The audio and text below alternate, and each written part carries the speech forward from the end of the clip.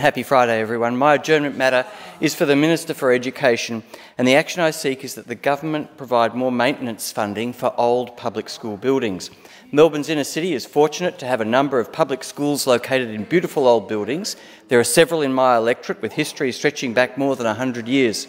My own children went to one of these schools, so I can personally attest that as much as our family and our community value and appreciate these buildings, we know they need extra attention and maintenance to keep them in good shape.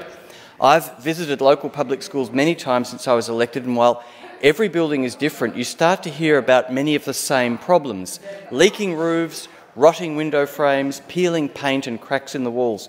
Much of this needs expensive scaffolding to reach. Sometimes entire rooms are closed off to students and staff out of concern for their safety, and this is usually the point at which the state government steps in to fix the problem. But the government needs to properly fund preventative maintenance before more expensive building work is required. We want these buildings to be maintained so that our students have a safe and welcoming learning environment and our teachers feel valued. I have appealed to the state Labor government many times on behalf of these schools with mixed success, asking the Treasurer for more money in the annual budget, asking questions in Parliament and writing to the Education Minister about individual schools. But many of these problems persist and they get more expensive and difficult to fix as time passes. In the meantime, I've heard of at least one case in which parents were pooling their own money to fund necessary repairs. This should never happen at a public school where the state has an obligation to ensure a safe and healthy learning environment.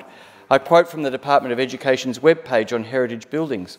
Under the Heritage Act 2017, principals as asset managers must not allow Victorian Heritage Register listed buildings to fall into disrepair or fail to maintain those buildings to the extent that their conservation is threatened.